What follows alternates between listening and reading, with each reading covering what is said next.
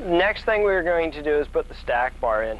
You need to measure across where the stack bar will go, and then cut your stack bars, the 1/2 inch round cold roll, approximately 1/8 of an inch shorter than this distance in here.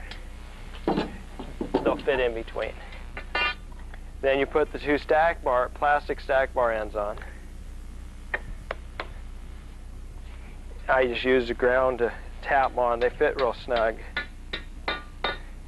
One end you can push on all the way. And I press on almost all the way, but I leave a little gap so when I put it in the piano they fit snug. That way it'll allow me to adjust it without it falling down all the way. I put a couple pneumatics on this end, a couple pneumatics in the center, and a couple pneumatics on the right-hand end. And then I adjust the stack bar. Next I adjust the stack bar, put it in a position so when the pneumatics are up against the nails, there's between 1/8 and 1/4 inch from the key to the bottom pneumatic, and 1/8 to 1/4 inch between the sticker and the front of the pneumatic.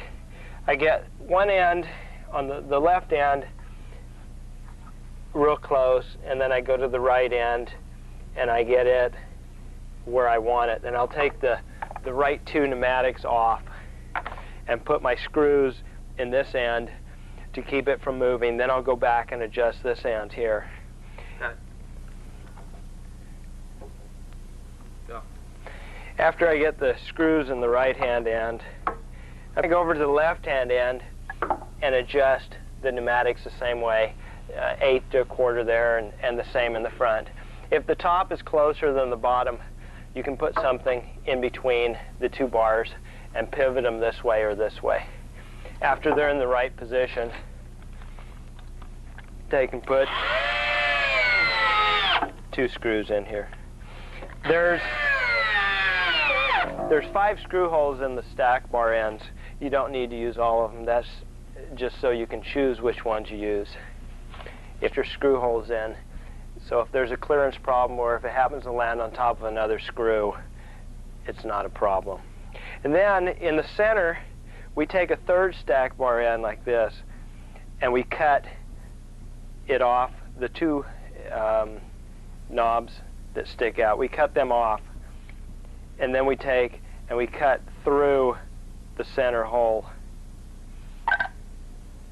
So we end up with 2 half circles. Actually, they're a little over a half circle. And we'll snap that into position in the center. That's not mandatory that we have that. It's sometimes impossible because there's no clearance. But when there is room, we put it on. We just put them in position, then squeeze the bars, and they both snap into place. You can see here that we don't have a lot of clearance in between the pneumatics where we have this bracket. We'll only have 6 to 8 tubes going through that hole in the key bed. We could eliminate that bracket if necessary, but we're going to try to leave it in there. It helps tie the two bars together and makes it a little more rigid.